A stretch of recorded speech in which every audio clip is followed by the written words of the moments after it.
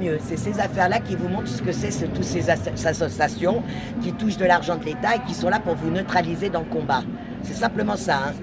Les gens, ils savent que, soyons honnêtes, hein, la plupart du temps, l'être humain, il est quand même pleutre et lâche. Donc si on te dit, il y a d'autres qui se battent pour toi, bah, tu restes tranquille chez toi et tu attends que les autres se battent pour toi. Mais pour moi, le féminisme, comme elles le vendent, mais c'est une rigolade. Parce qu'elle va s'attaquer à certains, par exemple, producteurs de cinéma, mais elle ne va pas s'attaquer à d'autres corrompus de nos élus. À quel moment elles sont sorties pour attaquer nos corrompus, nos élus? Est-ce que vous avez vu faire une manif de revendication contre Bayrou pour le viol de petites filles? Alors c'est peut-être parce que c'est des petites filles et les petits garçons, mais avec les soirs de Bétarab, elles sont où les féministes? Donc voilà, donc non, les féministes... Alors moi, comme j'ai toujours dit, hein, je vais peut-être en fâcher quelques-uns.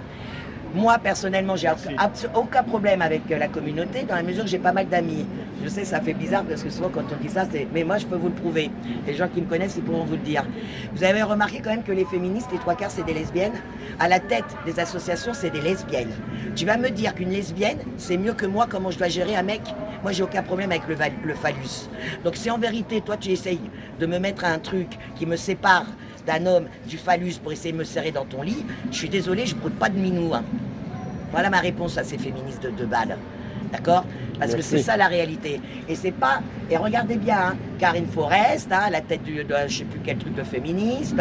Regardez bien tous ceux qui sont à la tête des trucs de féminisme. Putain, c'est des lesbiennes, j'ai rien contre. Mais merde, je suis une hétéro. Hein. Mets-moi un truc d'hétéro, à la rigueur. Mais normalement, tu sais c'est quoi pour moi le féminisme? Je vais te le dire, et elles en parlent jamais. Là, je vais vous dire moi pour moi le féminisme. Toi, Foucha, tu tapes 10 nanas, t'es un tombeur. Je me dis mec, je suis une salope. Tant que vous n'aurez cette image-là, il n'y aura jamais de féminisme. Il n'y aura jamais d'égalité. Pourquoi moi, Nadia, si je me tape 10 mecs, je suis une salope? Pourquoi? En fait, j'en ai tapé 2, hein, juste pour corriger. Donc j'ai jamais fait 3 en même temps, non? Mais t'as quoi à dire aux gens actuellement? Donc c'est ça. Ouais, 2 uniquement. Une fois 2. C'était la maman et sa fille en même temps. Hein. C'est l'éducation dans cette société où on nous met des étiquettes. Vous voyez ce que je veux dire? Le féminisme, c'est ça. On nous met des étiquettes. On nous fait des, vous voyez, on nous divise déjà dès le départ. Alors qu'on ne devrait pas être divisé. L'homme et la femme est complémentaire. Derrière chaque homme, grand homme, vous avez toujours une bonne femme. Et je peux vous dire que toutes les royautés, je ne suis pas forcément royaliste, mais je me suis un peu renseigné quand même pour voir un peu ce que c'était. J'ai un peu creusé les royautés. Est-ce que vous savez que toutes les royautés actuellement qui sont actuellement encore debout, vous ne devinerez jamais pourquoi. Parce qu'à un moment, il y a eu des femmes au royaume. Il y a eu des femmes, des reines.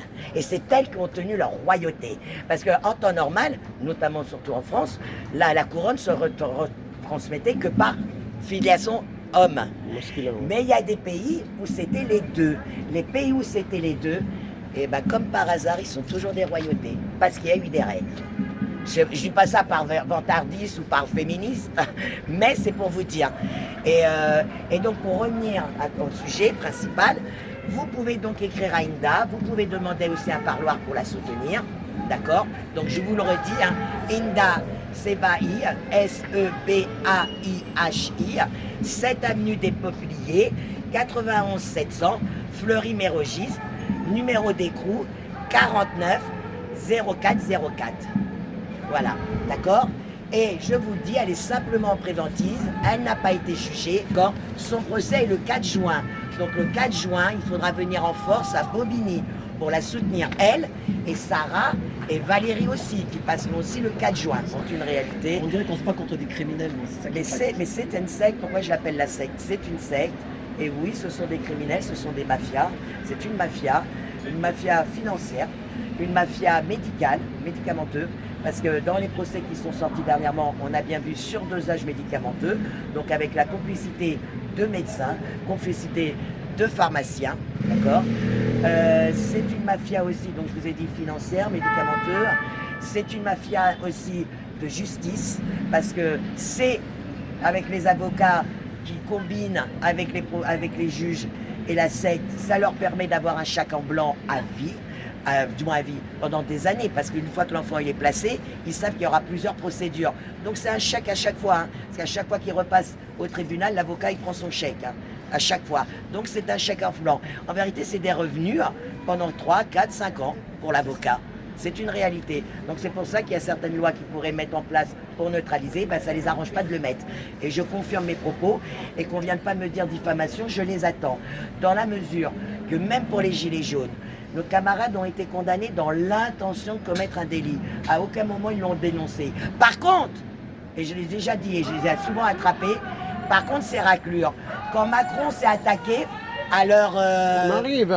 Quand Macron s'est attaqué à leur retraite, attendez, laisse-moi finir. Quand Macron s'est attaqué à leur retraite, tous ces avocats véreux, tous ces avocats, ils ont su jeter leur robe, leur code civil en disant c'est une honte, patati patata. Et ils ont fait grève. Donc pour leur putain de retraite, les avocats font grève, mais pour contrer les juges francs-mac, là il n'y a personne. Donc oui, vous êtes des vautours. Vous avez la robe noire et le col blanc, comme le vautour.